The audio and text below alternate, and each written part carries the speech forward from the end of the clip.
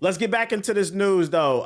We got 3 batches of articles before we get on this game. We got a lot to talk about. And the first thing I want to talk about is the fact that Japan has declared war on artificial intelligence.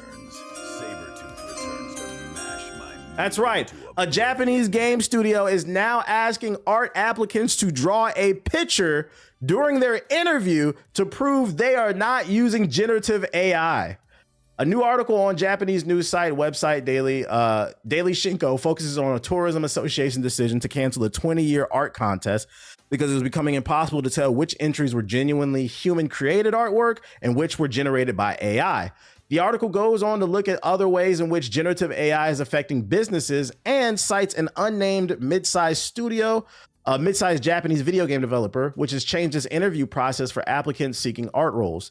According to a source, simply referred to as Mr. B, who serves as the chief graphic designer at the studio, anyone who now applies for an art role now has to create something during the actual interview process, rather than the previous method of submitting a portfolio showing a past examples of their work. So not only will you have to have a portfolio of artwork if you want to work for these game studios, but you're actually going to have to draw something on the spot. And I'm not going to lie, I kind of respect it. I think the only issue with this would be is, because you know how people are. Who's to say that someone really is an artist, but they become lazy and they draw something on the spot, or they're not an artist, or let me finish my original point. They draw something on the spot, and then after that, they go and use AI.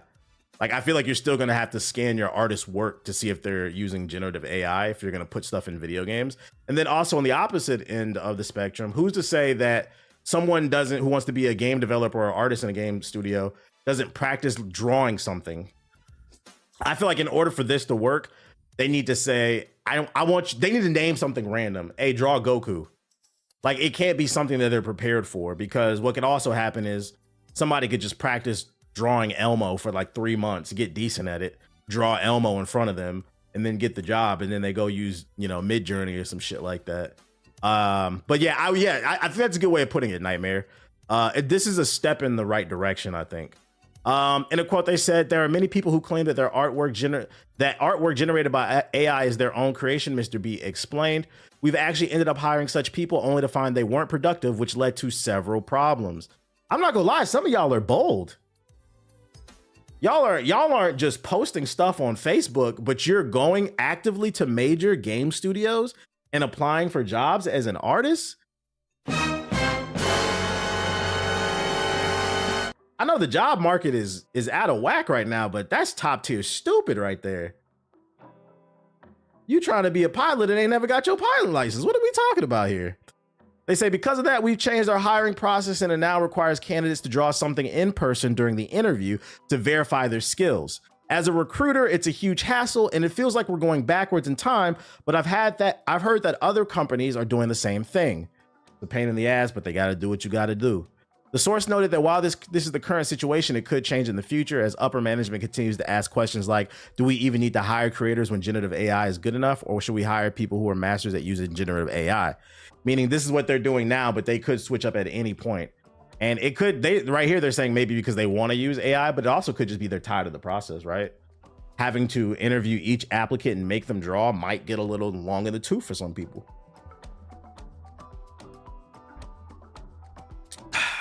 But artificial intelligence has been part of the game design for years. Would you say the generative is more of the problem? Yeah, I think that's where a lot of people are pissed off. An example being is I saw on the timeline the other day, and I'm paraphrasing it. It was something along the lines of some medical company figured out a way to use AI to detect cancer early in your cells, so then you can destroy it before it ever becomes a problem. Like pre-cancer type shit. They found they discovered an algorithm using AI to discover it inside of your body. And the person replied and they was like, this is how humans want to see technology be used. And I agree. I think everybody would be like, okay, that's a good use of AI. But when it comes to like drawing, like, nah, like also a lot of those drawings lack the expression and the emotion, I think, of someone compared to who draws.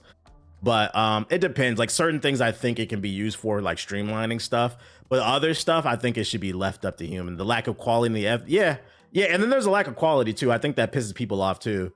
It's not just that they're using it, it's very obvious you're using it, Motherfuckers be Call of Duty posting cards with 12 fingers. I mean, 15 toes on the character. It's like, bro, nobody looked at this. That's sloppy. That is sloppy. So I think that's the issue. I think there's a middle ground that we can find, but the way direction it's going in, where they're just trying to take over everything, I don't think that's the solution either. I saw a tweet where Beanie Siegel recorded a song with AI replicating his voice. I saw that too. And, you know, I think I'm okay with that because, I mean, it's his voice. He greenlit it. As long as they're not using it for something else. I know what you're talking about. So, like, for those unaware, Beanie Siegel's a rapper that was popular in the early 2000s. He was part of Jay-Z's label, and he got shot a few years back, and his voice changed. It's like super raspy now. Well, they found a way to use AI to duplicate his voice. And I think what he does is he goes into the booth and he still raps, but then they put the filter over his raspy voice so it sounds like the original voice. I guess I'm okay with that. Like, that doesn't bother me. Like, that's giving him something back. Yeah, big state property. Big state property. What's up, dude? But you know, to each its own. To each its own. So let it be known, at least Japan is trying. Now, will the West copy? I don't know. I feel like when it comes to certain business aspects, the Japanese have more ethics and morals. I feel like in the West, I know the president of the United States has a meme coin and nobody has a problem. Well, I don't want to say nobody, but half the country doesn't see the issue with that. In the West, we care way too much about money, I think. And I have another story involving AI that's going to probably piss y'all off in the next batch of articles. We'll talk about it. But keeping it in the realm of actual AI, it's a bunch of AI stuff today. Keeping it in the realm of AI, if you remember a few months ago, there was a story that broke. It happened like right after Bungie did Marathon's playtest alpha, and everybody was saying that game was basura. It was hella mid. Literally like a few days after the alpha, after the alpha ended, they got the worst PR because not only were people not fucking with the game like that, it turns out that Bungie stole some art from an artist and they didn't credit him. What's the name? It seems we have an update on that story. You know, we try to be fair here. Bungie got a lot of flack for that. They went into hiding, and it seems they've resolved the issue. According to this article, Bungie's Marathon plagiarism scandal finally resolved to a satisfaction of the impacted artists. Anti-Real, the artist at the heart of the plagiarism scandal involving Bungie's upcoming extraction shooter Marathon, has posted a statement on social media indicating the saga has come to a close. Taken to Twitter, Anti-Real posted the following tweet. The Marathon art issue has been resolved with Bungie and Sony Interactive Entertainment to my satisfaction. There has been no follow-up by Anti-Real elaborating on the situation, nor has any statement been released on the official Marathon social media account. This appears to be the end of the Marathon plagiarism woes. Some responding to Anti-Real's statement are speculating that it was made part of a deal between Anti-Real and Bungie. However, this has not been verified. Translation, my man said they cut the check. And this is a perfect segue from the last article. This was a big deal because what happened was it wasn't everybody at Bungie that was stealing people's art. It was one person in specific that got caught. It was like some icons, some like middle school stuff in the game, but it wasn't drawn by them. So like that specific developer on the team got shamed, and it looks like they tried to fix the issue. So, over here we crack jokes, but I think it's also fair. I think it's important to be fair and say shout out to Bungie for trying to make things right. They recognized that it was wrong. It was one person that was under the banner. It wasn't the entire, organization. So shout out to them for making it right. The game still look ass though.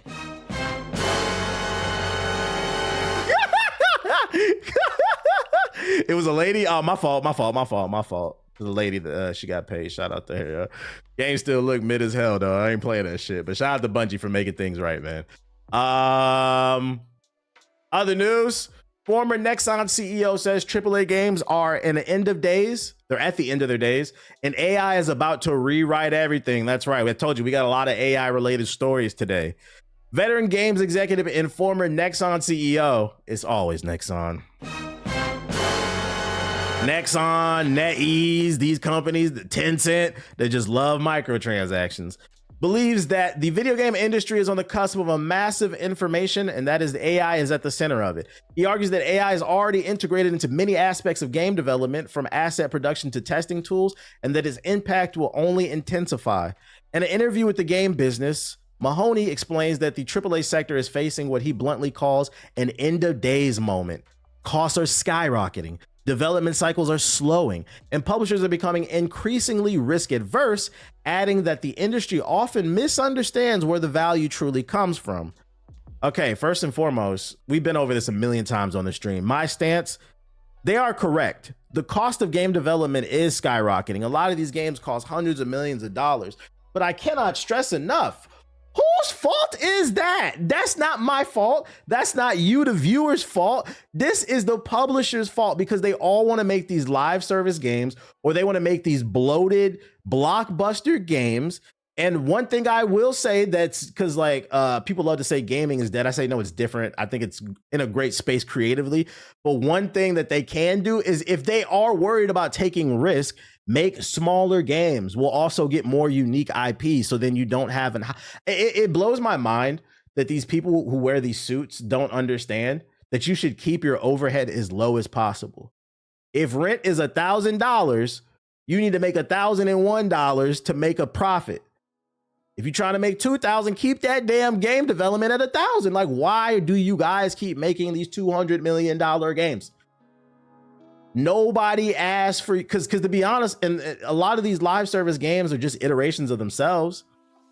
Y'all tell me, what's the difference between Suicide Squad Kill the Justice League and The First Disappointment, aka The First Descendant? It's a rhetorical question. I'll tell you the difference. One has big titty anime chicks and the other one has DC superheroes, but the gameplay loop is exactly the same. Now, if I'm a fan of one over the other, which by the way, you're crazy if you like either game, why the fuck would I play one over the other? My time is limited. Like, if I'm already invested in The First Disappointment, or Destiny 2 is probably a better example. If I'm already invested in Destiny 2, Fortnite, why the fuck would I go play The First Disappointment? If I'm already playing Warframe, why would I go play the Suicide Squad? This is the part that I feel like these suits don't understand. We as human beings don't have unlimited money, and we damn for sure don't have unlimited time. Some of us are, a lot of y'all are getting off from your jobs, your 9 to 5s, you cook dinner, you hang out with the kids for a little bit, the wife, and then you got an hour or two to yourself before bed. You finna hop on Battlefield 6, run a match or two, and go to bed. I don't have time to be this invested in every goddamn game.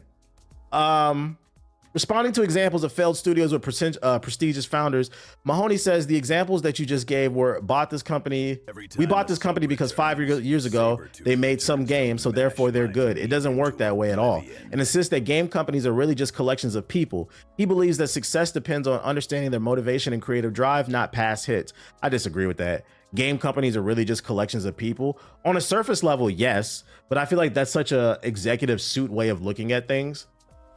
If game companies really are just a collection of people, why is Rare such ass nowadays?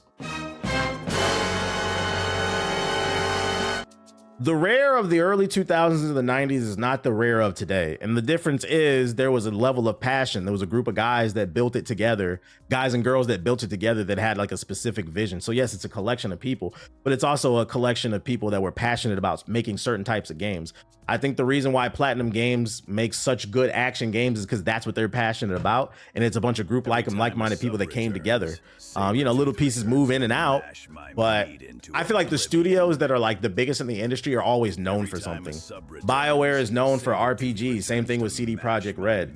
And these are people who got together because they wanted to make X, Y, and Z. But you can't just throw 50 aspiring game developers who just graduated from Full Sail University together on a team and say, let's make something. Like, you can't just do that sometimes, but usually people who come up together usually create things better. Like those are like the story of Bungie. They're great. Also, the reason why you can't do that with Full Sail is because them niggas suck, but that's beside the point. Like, them niggas make AAA mobile games. But anyways, what else did he say? Mahoney, in contrast, embarks success with broader structural problems holding AAA development back. He describes the impossible situation faced by public company CEOs. You're running a $23 billion company, and you have to make a decision in a very short period of time to greenlight a project. If that new project doesn't do well, you're going to be explaining to your board why you just burnt $300 million in company cash. Proving my point. That is the problem. A collection of quality people is what he should have said. Yeah, that probably would have been a better way of wording it. But this right here is the problem. I feel like this is a very unique thing to gaming. Why do they feel like every game needs to be $300 million? From my understanding, Expedition 33 took like $50 to $60 million to make, and they made that shit back real quick because it's one of the best selling games of the year. He continues that one failure is survivable, but if you do it again, they're going to be calling openly on your head. And by the third time, you have an activist investor. Mahoney thinks this kind of pressure makes executives fund only familiar ideas, worsening the cycle. The AAA industry is structurally at its end, he adds. Despite this bleak diagnosis, Mahoney is optimistic about what AI could unlock. He acknowledges that AI has an unbelievable ability to create a lot of slop, but so does Photoshop. He even argues that audiences will continue rejecting slop and bad products and only demand good products. Here's another problem with AI. AI is, they're over-promising and under-delivering, and I feel like these companies are just way too all in on this shit. I've used it before. Like I've used Claude AI to help me with video titles, right? So like sometimes I'll help it with ideation. I'll spit like some video titles that I have in my head and be like, give me a way you think that you can improve the title based off formulas that I've used in the past. And what I've noticed about it is AI is very good at reading data and suggesting you things off of things that have worked in the past. But what I've also noticed is it's never good at creating anything. The only thing that it can help me do is improve myself, but I still have to be there. And that's the problem with removing the human element. It can only read the data, but it can't create from nothing. So at most, if I'm looking to try some new title ideas, all it can do is maybe help me improve it based off patterns that are working on YouTube and patterns that I've created. But it almost never gives me a successful title out of fucking nothing. That's on a small scale. We're talking about video games. These motherfuckers is talking about putting $300 million into some AI and saying, make the next God of War. Nigga, get the fuck out my face. Someone inspired made that. Someone inspired made that. That shit is fire in Expedition. You're not just gonna make that out of fucking nowhere. It's just an upgraded Google search. Basically, I'm gonna be honest. I feel like where AI is right now is someone who uses it just some in my workflow. It's good for research and ideation. But outside of that, it's not. You can't use that shit, bro. They're over promising. It's a bubble that's gonna explode. Corpse using AI as an excuse. Brr, shit is fucking stupid, man. What'd he say? He continues that one failure is survivable, but if you do it again, they're going to be calling openly for your head. And by the third time, you have an activist investor. Mahoney thinks this kind of pressure makes executives fund only. Oh, I already read that. But it's all about asking the right questions. If you don't know how to finesse it, then you're gonna get pure trash. How's that even an argument? What's good for me isn't good to somebody else. Prime example, I enjoy Suicide Squad and I still play it from time to time. I don't understand what point you're trying to make. I don't understand what point you're trying to make. Are you just trying to defend Suicide Squad? Is that? I don't understand the point you're trying to make. The point I was making is that like even if there are 10 amazing live service games on the market, most of them are still going to fail because we don't have enough money or time to play them. That was the argument I was making, mainly. That was a YouTube it was.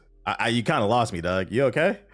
Well, I like Suicide Squad. You're taking the jokes about Suicide Squad being ass a little too much to heart. The main point flew over your head. Earth to YouTube. We got a Suicide Squad. Hey, if you like it, we love it, man. Do your thing, dog. Do your thing. But that wasn't the main point. The joke about the Suicide Squad wasn't the main point. It was about the lack of time and resources. Oh boy. More importantly, he sees AI as a force that will empower smaller teams, shorter development timelines, and introduce entirely new forms of play. Just nigga said, Earth to YouTube, just as the internet once did. I continue to believe that the industry will probably triple in the next 5-7 years, just like every major wave of technology has made a major positive impact on the video games industry. That's crazy. He says he believes the industry will triple in the next 5 to 7 years, meaning growth, money, but they don't want to pay anybody. It's fucking crazy. I tried hopping on Black Ops 7 and the gameplay is objectively worse than Black Ops 6. You know what's funny? I feel like most people I've seen play Black Ops 7 say the gameplay is actually better than Black Ops 6. The problem with Black Ops 7, and correct me if I'm wrong, let me know if you feel the same way. What I've seen most people say, the main problem with Black Ops 7 is that's what Black Ops 6 should have been. It feels like Black Ops 6 1.5, like, but like I feel like I've seen mostly people. Now everybody does agree the story is ass, but I feel like I've seen mostly people say that the multiplayer is good. It's just too sweaty. I ain't playing that shit. Kill the Justice League is not the hill to die on. We on the night. If you trying to run it, yeah. If you trying to run it, yeah. It felt more like an expansion than a full blown game, and I feel like that's a fair take to Call of Duty. I've heard it's pretty good too. Yeah, I've heard the same thing. I'm just not paying the money to play it. I refuse to, and I'm not getting Game Pass. He said, I swear we all ain't stupid over here. I know y'all not. It's just I know everybody in the YouTube chat is not dumb, to be fair. But I'm not gonna lie, here's what I'll say about the YouTube chat. Not all dumb comments when I stream come from the YouTube chat, but I will say most do. Oh shit, yeah, I need a dub. I got second 3 times in a row today. But is Brooke still in the chat? She was in here earlier. Be ready to go.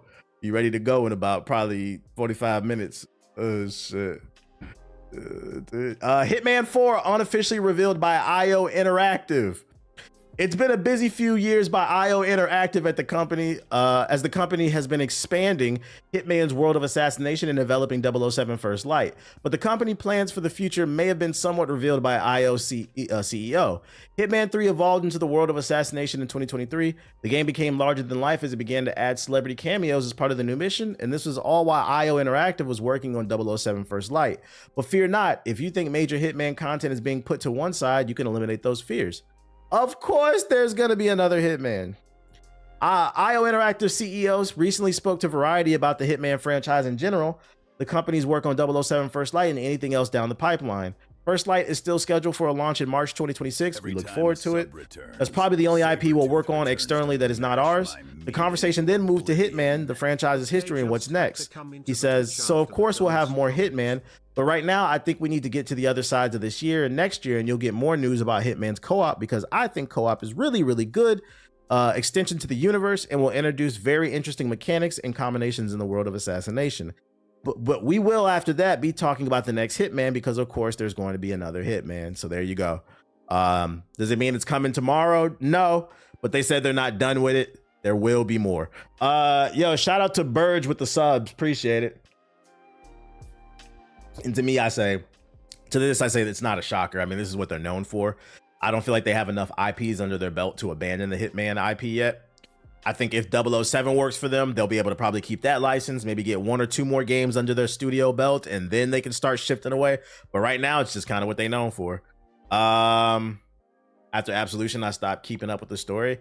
Honestly, Hitman is one of those games where, like, I would never call it trash. It's just not for me.